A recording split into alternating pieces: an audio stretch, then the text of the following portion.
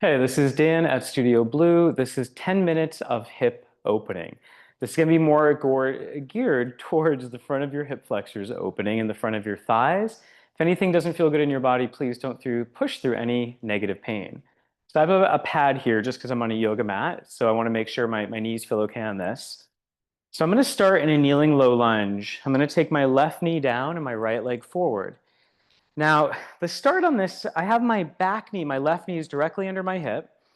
My front knee is over my front ankle, so my right ankle. Now, I'm upright. You might not feel a ton of stretch here yet. So again, right leg forward, left leg back. I'm rooting my back leg, my left leg down.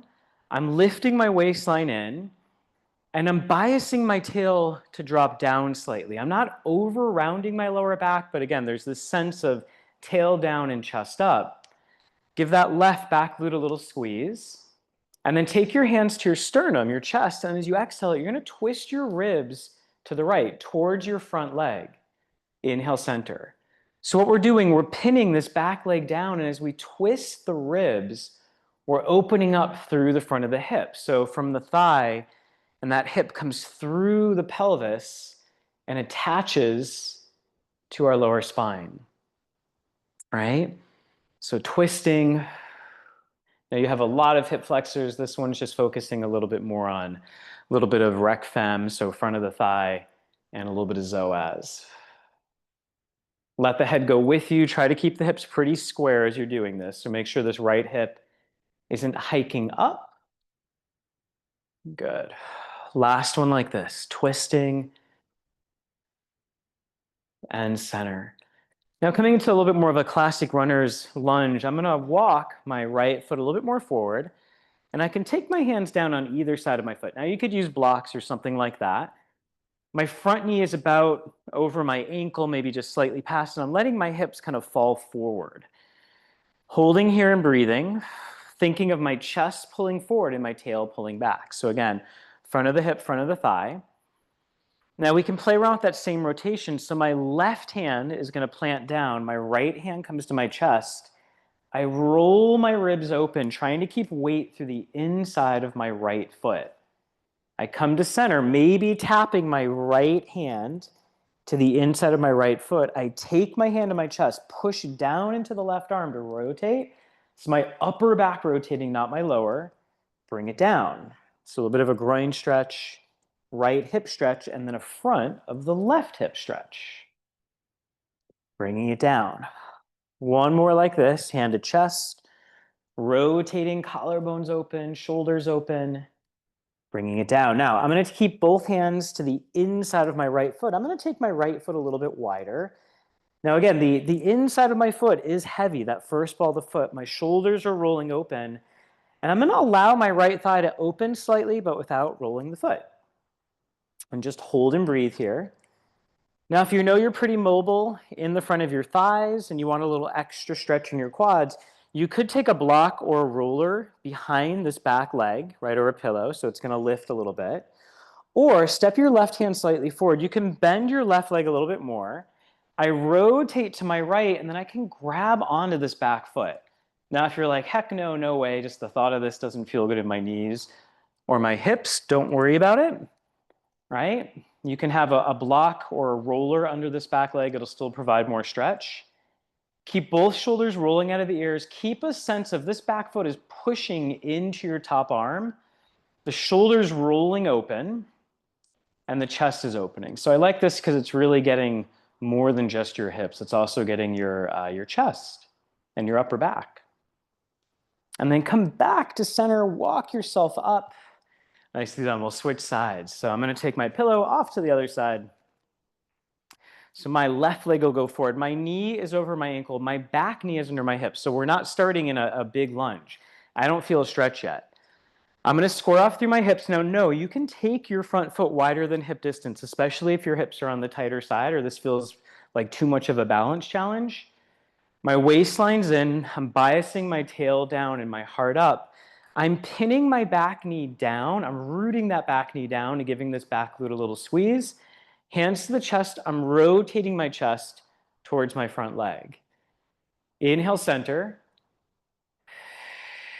exhaling to twist, right? And I'm trying to catch myself. I'm not lifting this hip.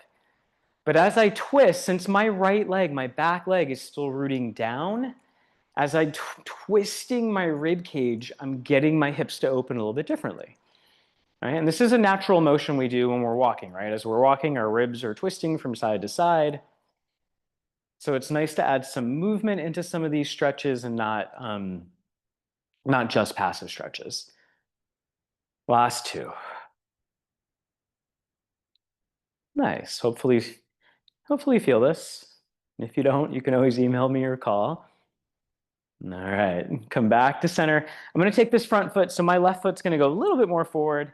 And I'm going to take my hands to either side. So I want to bring this foot farther enough forward to where my knee is still over my ankle, and I've allowed my hips to come forward. So this is left inner groin and hip. This is front of the right hip.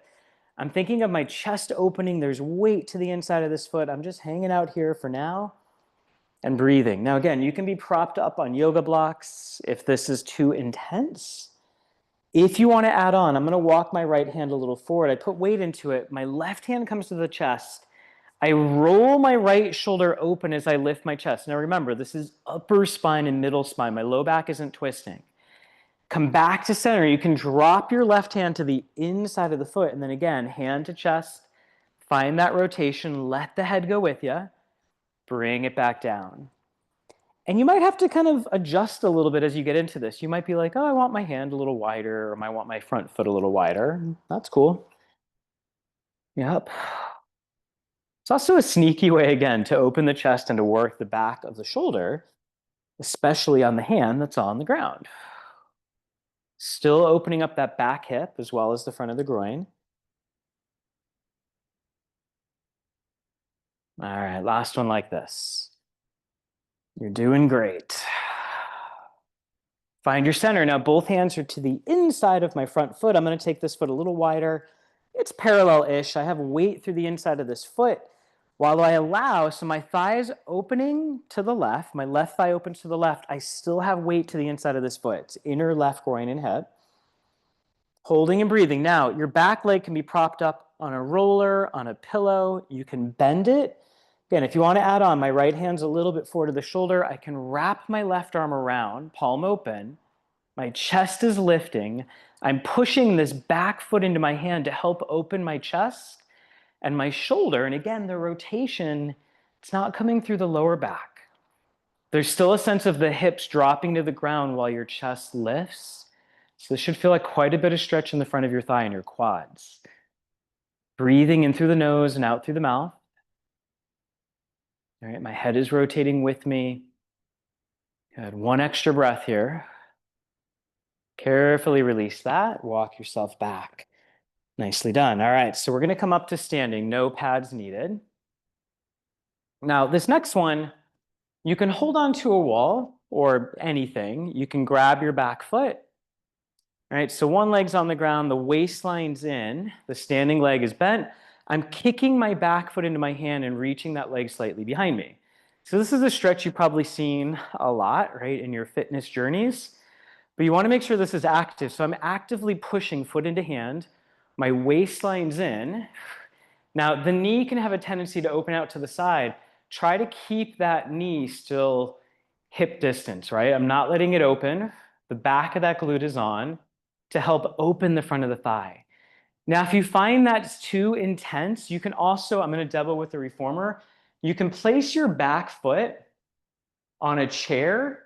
So I'm upright, it's decreasing the angle of that back knee. My waistline's still in, and honestly, I'm still feeling a stretch in the front of the thigh. So just know that's an option. Release your leg, we're gonna switch sides. So opposite foot, again, you can place it on a bench, on a chair, maybe some pillows up on a chair if you want more stretch. It doesn't have to be this much of an angle.